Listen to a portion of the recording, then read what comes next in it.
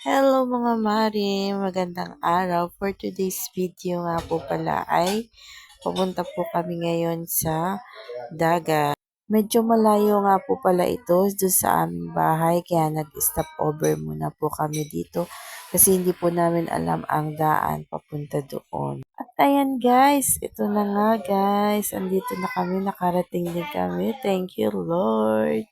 Napakaganda ng view dito, nakaka-refresh. Ayan. Dito nga po pala yan sa Dap-Dap Beach. Dap-Dap sa Cruz, Marinduque. Pagmasdan nyo guys ang place na to, ang view. Ayan, nakaka-relax siya guys. Ayan, napakalawak pwedeng liguan. No entrance nga po pala dito kasi parang dinidiscover pa lang. Ayan, wala din po ditong cottage. Ayan, tingnan nyo guys, nag-selfie pa first. At sa malayo nga pala, ay, natanaw ko si mother at siya may dala-dala nga ganyan. Ayan, pinakita ko ulit ang view. Ayan, napakaganda at napakalawak ng ating view. Ayan, bumalik ulit tayo dito kay Mother Earth. Ayan, meron daw siyang dala-dala. May nahuli daw siyang pugita. Tuwan-tuwa nga dyan po si Mother kasi ang dami daw nga po niyang nahuli. Nanguha nga po pala sila dun sa batuhan sa may likod ng mga bato-bato na pwede namin iulam.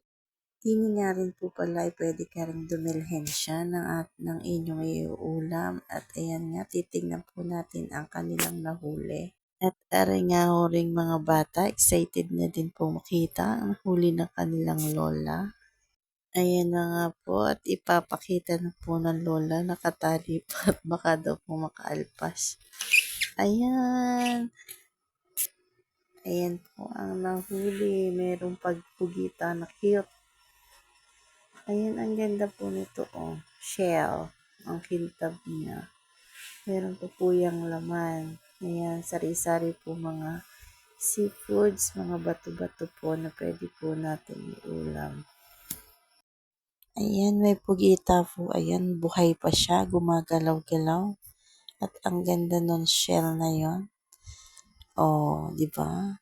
Ang ganda, ang kinang. Maganda din po siyang ilagay sa aquarium. Ayan, napano nga yung anak ko at hiningi din niya. Thank you for watching. Bye!